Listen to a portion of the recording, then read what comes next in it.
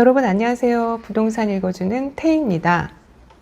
지난주에 종부세 고지서가 발송되었잖아요. 종부세 고지서 발송 이후 시장의 분위기를 읽고자 하는 그런 기사 내용들이 많이 있는데요. 제가 보기에는 딱 4단어로 요약할 수 있을 것 같습니다. 관망, 버티기, 대선, 증여. 이 4단어로 요약할 수 있을 것 같은데요. 부담스럽죠? 굉장히 부담스러운 종부세 고지서를 받았는데요.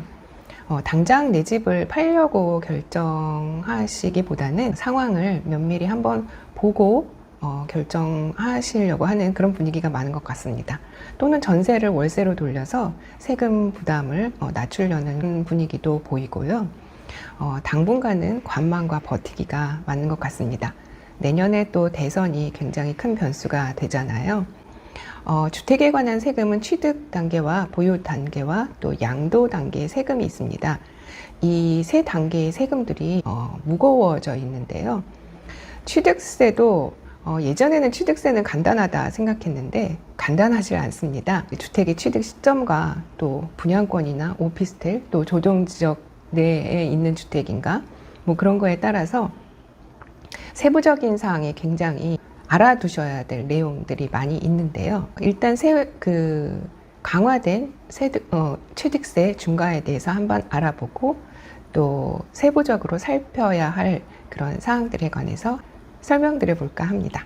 자, 그럼 앞서 설명드렸듯이 취득세 중과 세율에 관해서 좀 더 자세하게 살펴보시고 질문과 답변을 통해서 실예를 들어서 설명드려 볼게요. 자, 질문과 답변으로 한번 알아볼게요. A주택이 있어요. 구입 가격이 5억 원이라고 한번 가정을 해보겠습니다. 만일에 A주택을 무주택자가 취득하는 경우라면 취득세가 얼마나 될까요? 무주택자가 최초의 1주택자가 되는 그 주택을 구입할 때는 일반세율이 적용됩니다. 즉 1에서 3%의 일반세율이 적용되고 5억 원의 경우는 1%가 적용되어서 500만 원의 취득세를 납부하시면 됩니다. 여기에 농어촌 특별세나 지방교육세가 붙지만 이건 제외하고 금액을 살펴볼 때 500만 원이 되겠습니다. 두 번째 질문인데요. 만일에 A주택을 1주택자가 취득한다면 기존의 주택이 있고 추가로 1주택을 구입하는 그런 경우에는 취득세가 얼마나 될까인데요. 이 추가로 구입하는 주택이 조정대상 지역에 있다면 2주택자가 되는 경우이기 때문에 원칙적으로 8%가 적용됩니다. 금액은 4천만 원이 되는데 추가로 구입하는 이 주택이 비조정대상 지역에 있다면 일반세율을 적용받게 됩니다. 자, 다음 질문이에요. 만약에 A주택을 2주택자가 취득한다고 가정을 해볼까요? 기존의 주택이 2채 있고 새로운 주택 한 채를 더 취득한다면 이 한 채에 대한 취득세는 얼마일까요?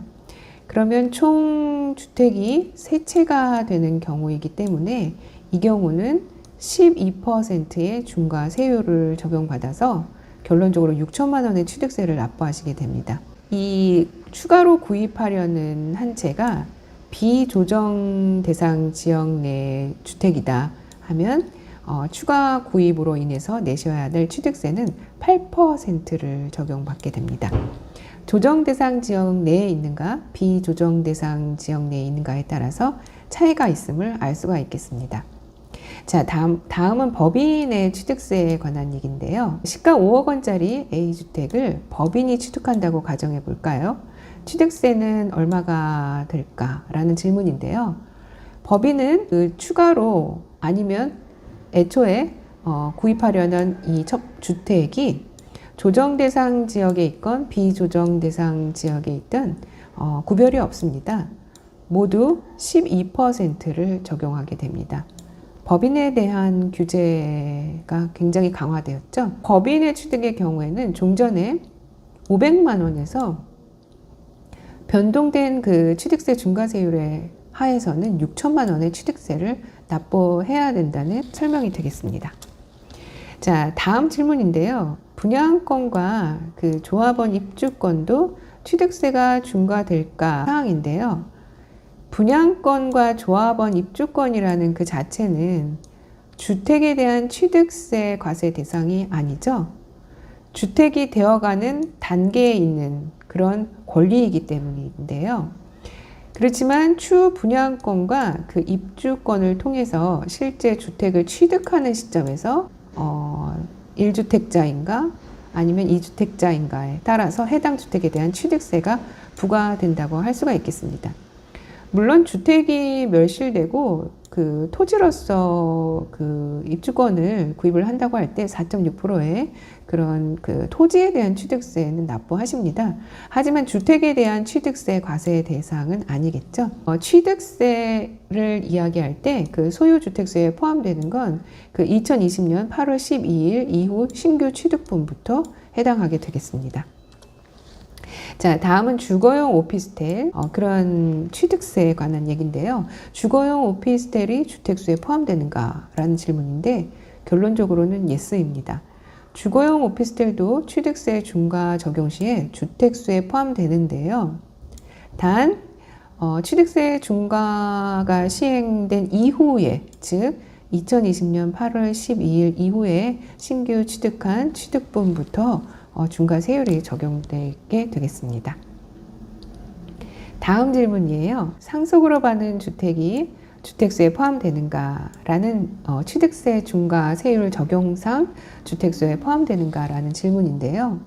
상속은 아시겠지만 취득의 불가피성이 있기 때문에 취득 후 5년까지는 상속주택을 소유하고 있더라도 1주택자의 세금, 즉 1에서 3%의 취득세가 적용됩니다. 다만 5년이 지나도 상속주택을 계속 소유하는 경우에는 그 시점에 주택수에 포함되어서 취득세를 추가 납부하셔야 된다는 설명이 되겠습니다. 자, 다음 설명 드려볼까요? 현재 3주택자입니다. 3주택자가 시가표준액 1억 원 이하의 주택을 추가로 매입한다고 가정을 해볼게요. 이 경우 추가로 매입하는 이 시가표준액 1억 원 이하의 주택이 주택수에 포함되는가? 라는 질문인데요. 결론적으로 포함되지 않습니다. 시가표준액 1억 원 이하의 주택은 주택수에서 제외되기 때문에 중과 적용을 하지 않고 이 1억 원짜리 주택에 대해서는 일반세율 1에서 3%의 일반세율, 즉 1%의 세율을 적용받게 됩니다.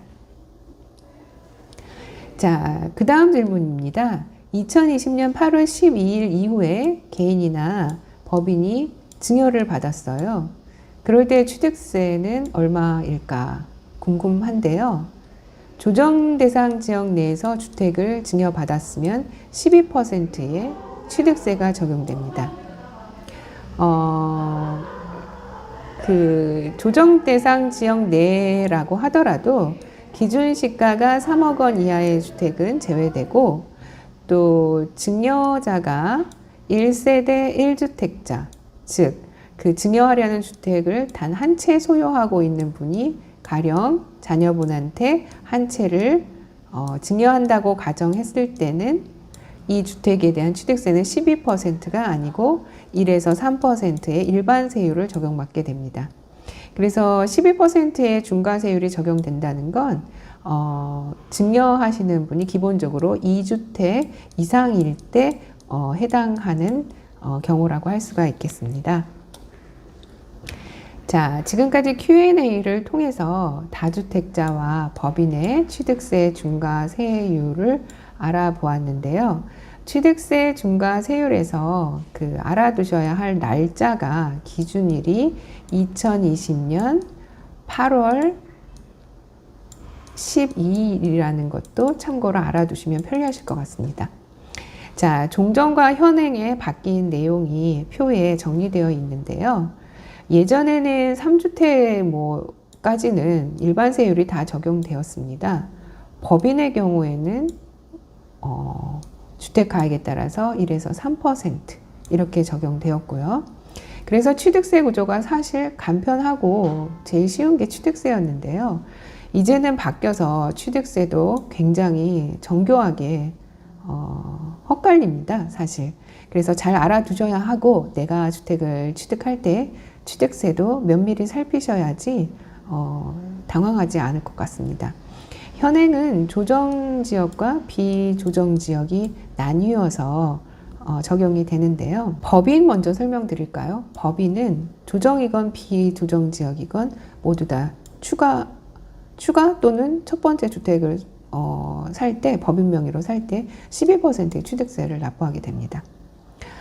그리고 개인의 경우인데요. 일시적인 2주택자를 포함해서 첫 번째 주택을 취득한다고 했을 때는 두 지역 모두 일반 세율을 적용하게 됩니다. 애초에 주택이 한 채 있고 추가로 한 채를 구입하게 돼서 2주택자가 되는 경우는 그 추가로 구입하는 한 채가 비조정 대상 지역 내에 위치한다면 일반 세율이 적용되고요. 추가로 구입하려는 한 채가 조정 대상 지역에 위치할 때 8%의 취득세를 적용받게 됩니다. 3주택의 경우인데요. 내가 주택을 두 채 가지고 있고 또 새로이 한 채를 구입할 경우에 그 새롭게 구입하려는 한 채가 비조정 대상 지역 내에 위치한다 하면 8%의 취득세가 중과된다는 거겠죠. 추가로 취득하려는 주택 한 채가 조정 대상 지역 내에 위치한다면 12%의 중과세율을 적용받고요. 4주택 이상부터는 모두 다 12%의 중과세율을 적용받게 되겠습니다. 자, 지금까지 그 취득세 중과세율과 또 세부적으로 알아야 될 사항을 설명드려 보았습니다. 여러분 감사합니다. 다음 시간에 또 뵐게요.